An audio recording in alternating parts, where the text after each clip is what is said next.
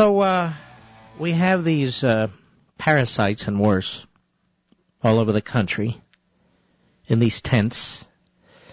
The public's had about enough of it. But it's interesting. Who hasn't had enough of it? That would be leaders in the Democrat Party. I'm going to tell you something. I am so sick of these people, the leaders in the Democrat Party. You have no idea. Let's take the President of the United States, shall we? Runs to the podium after a congresswoman's almost assassinated. Talks about civility. Now, I knew he was full of crap back then. But, you know, we have a lot of PC talk show hosts, PC commentators on TV. It was a magnificent speech. He brought the country together. Obama cannot rule over us if the country is brought together. He's a divide and conquer type. But suddenly that event turned into two things. Support for Barack Obama and the new civility, and hatred for conservatives, particularly Sarah Palin, who had nothing to do with any of it. I mean, you wake up one day and suddenly some nutjob's trying to kill a congresswoman, among others, and succeeded in killing a number of others and maiming people. You wake up one day and somehow you're drawn into that. If you're Sarah Palin, go, what the hell? So this is a very sick media that we have and a very sick administration that we have, starting at the top. We have acts of violence all over the country now, including riots in Oakland, near riots in Atlanta, all kinds of sick crap going on in New York and other places with these miscreants and malcontents. And where's Obama? The last we heard from Obama about any of this, he was feeling their pain, wasn't he? He was identifying with them. Because Obama would like, you ready for this? Obama would like nothing more than uprisings in this country. I'm convinced of it. If you study who he studied, if you believe what he believes, if you were what he was, a community activist, then you'll understand. If you read Saul Alinsky's Rules for Radicals, if you read the Communist Manifesto, if you read these things that he was indoctrinated with, then you'll get it. Everybody who tries to pretend that this isn't going on, everybody who tries to pretend he isn't who he is, they're not helping. Don't dismiss what is, or we can't deal with it. How hard is it for leading members of the Democrat Party to denounce what's going on in these places? Apparently very hard. Has Harry Reid denounced it? No. Nancy Pelosi embraced it. Barack Obama embraced it. Joe Biden embraced it. You're seeing the sick underbelly of this movement. And it's grotesque.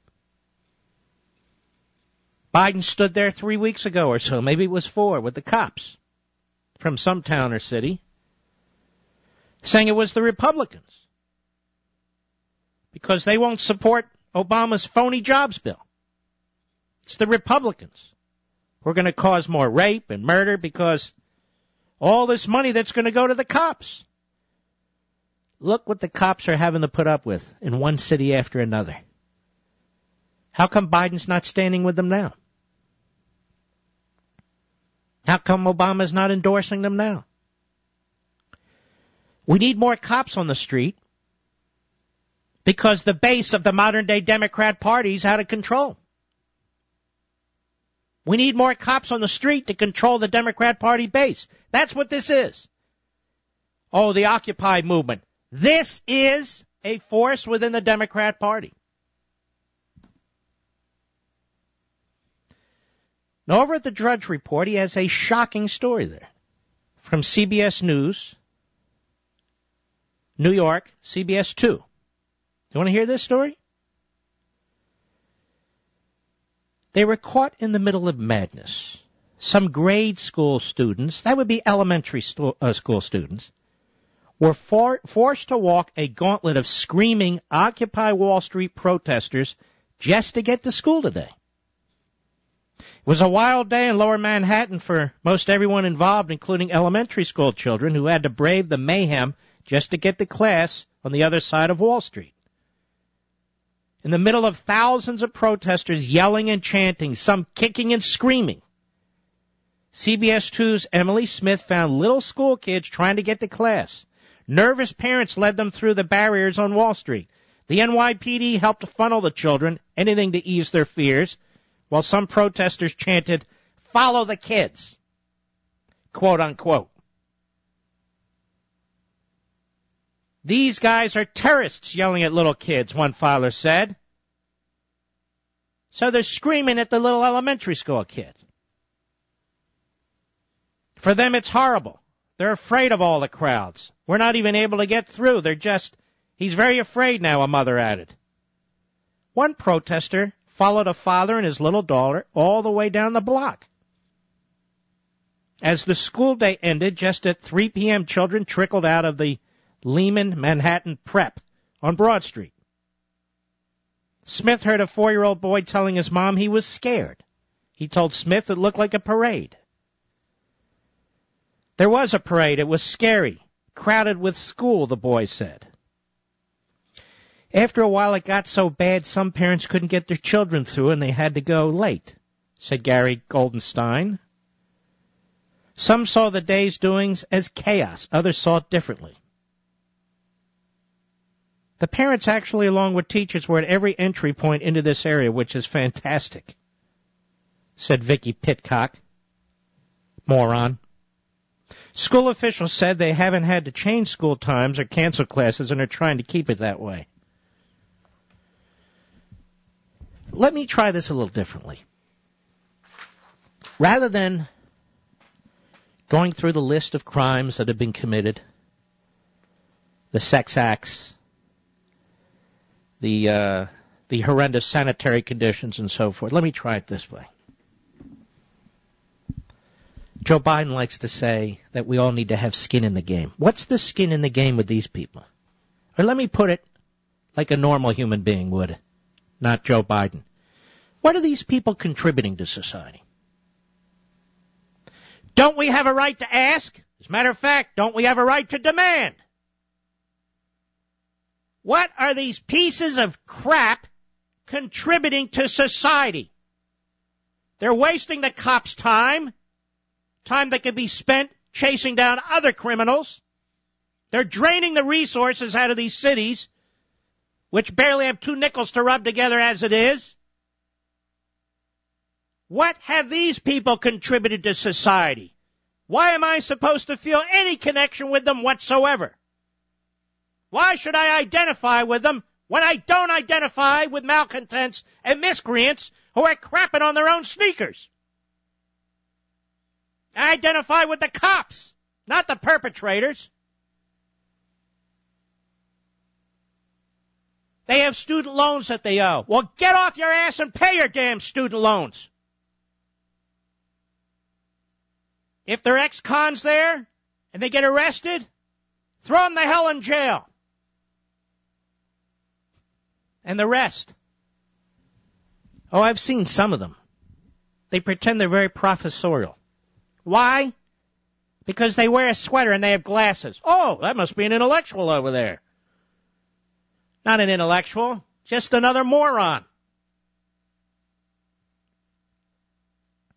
When this first started, my point then and my point now is, this is Barack Obama's America. Look it in the face.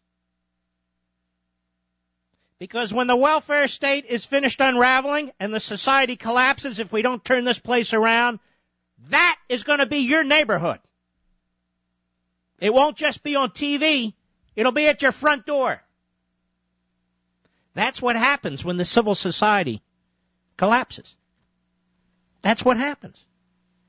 And by the way, they're all over there in New York today as I speak, right, Mr. Producer? SEIU shirts and hats. Am I right? Did I see that correctly? I didn't have my glasses on. SEIU. They're marching on the Brooklyn Bridge soon. That's right. They're getting ready to march on the Brooklyn Bridge. They have so much to say. But whatever you do, don't bring up the Communist Manifesto. Whatever you do. Because they're just people who are upset, liberals who are upset. And yet when I listen to them, what do they want to do? Overthrow our country. They reject the Constitution. Overthrow our country and institute what? A centralized, concentrated federal government where these people, can you imagine these people in charge of your lives? This is how you get tyranny. Right here. It's right in front of you. Little pieces. It's like a warning. We've been given a warning as a society. When you look at these people and you look at what they're doing, this is the warning. And I don't know how many more warnings we can get. When you look at the budget, when you look at the currency, when you look at the housing market, when you look at the job market, when you look at what this president is doing, purposely doing the opposite of what he should do, and when you look at these encampments, this is the future. Unless we put our foot down. All right. I wonder what the radical middle would have to say about this. The radical mush middle. On the one hand and on the other hand. One of the constants you have at these places, I don't know what to call them. I know they're occupied, but I hate using that. It's the name they want us to use. Yes. Anyway, at these places in these cities, one of the constants is the Hitler Youth types, with all their Jew bashing. That's right, I said it. The Hitler Youth types. We have faces, we have audio, all over the place. And you know who's exposing it? Conservatives, conservative websites, Fox News, conservative talk shows. We're all the liberals. The president runs over to Cairo to assure the Muslim world that they're great and we're not. Pretty much. Meanwhile, in his backyard, we've got these Hitler Youth types attacking Jews with names and signs, and whenever you put a microphone in their face. Has the president said a single word? Anything? No. Has Chuck Schumer said a single word? Where the hell has Chuck Schumer been in the last month, Mr. Producer? We don't even see him, do we? Not a word. Isn't this amazing? It's amazing. You know that phrase, the quiet before the storm? There is no quiet before this storm. These people are identifying themselves. They're vocalizing their views. Their views are un-American. That is, they're certainly not within the American. I hear this too. These idiot liberals on TV. This is well within the American tradition. No, it's not. This isn't well within the American tradition. People crapping in parks, lice and flea infested, rapes, murder, assault. Hey, it's free speech. That's free speech? Since when is that free speech? The Jew hating? Oh, it's an American tradition. No, it's not. That's not our tradition. This is the seedy side of civilization crumbling. There's nothing about this that's in our tradition. And the Democrats try to project their policy and philosophy on top of this. And we've got union thug bosses, SEI. If you're a union member and you're joining in with this crowd, shame on you. Shame on you. You don't have to follow the union boss thugs who tell you to put on your jackets and your hats and walk with these people. You're walking with scum. Stand with the police. Not with the perpetrators. First Amendment? This is the First Amendment? What were Klan rallies? Were they the First Amendment too? Good Lord, the tolerance the media and the left have for what's going on, and the absolute intolerance it has always had for Tea Party activists and conservatives is stunning, is it not? Yes, it is. It's disgusting. I use that word a lot because I don't know what else to use.